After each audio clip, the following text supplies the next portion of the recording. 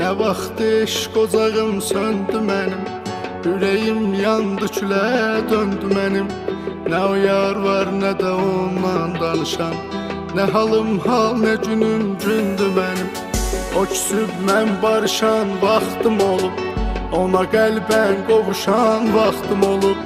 Dəlilər tək çəkilib bir otağa, öz-özümdən danışan vaxtım olub. Demə mən ömrümü onsuz boşa verdim havayı, məni heç kim başa düşmür dəlilərdən savayı. Mən məhəbbətdə görünməz günəşin kölgəsiyəm, məni kimlər görə bilmir, ona göz pərdəsiyəm mən. Demə mən ömrümü onsuz boşa verdim havayı, məni heç kim başa düşmür dəlilərdən savayı. Mən məhəbbətdə görünməz günəşin kölgəsiyəm, məni kimlər görə bilmir, ona göz pərdəsiyəm mən.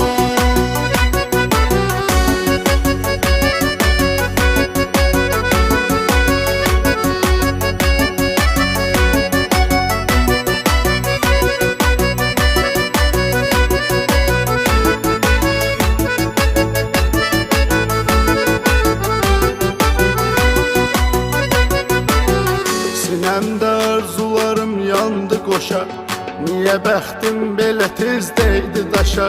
Mən sənin dərdini tək başına çəkib, sən özgəsi ilə özgə evdə yaşa. Niyə həsrət məni büksün kəfənə, ayrılıq onsuz ölümdür sevənə. Bir ümid var ki ona nəğmə qoşum, ola bilsin eşidib gəl deyənə, ola bilsin eşidib gəl deyənə. Demə mən ömrümü onsuz boşa verdim havayı, məni heç kim başa düşmür dəlilərdən savayı. Mən məhəbbətdə görünməz günəşin kölgəsiyəm, məni kimlər görə bilmir, ona göz pərdəsiyəm mən.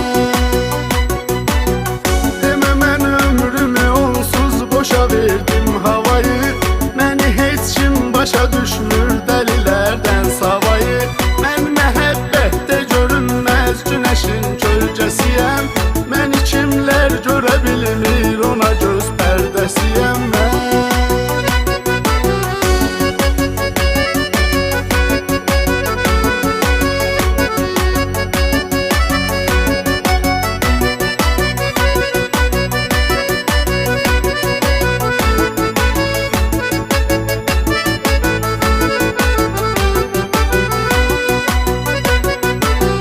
Demə mən ömrümü onsuz boşa verdim havayı, məni heç kim başa düşmür dəlilərdən savayı. Mən məhəbbətdə görünməz günəşin kölgəsiyəm, məni kimlər görə bilmir, ona göz pərdəsiyəm mən.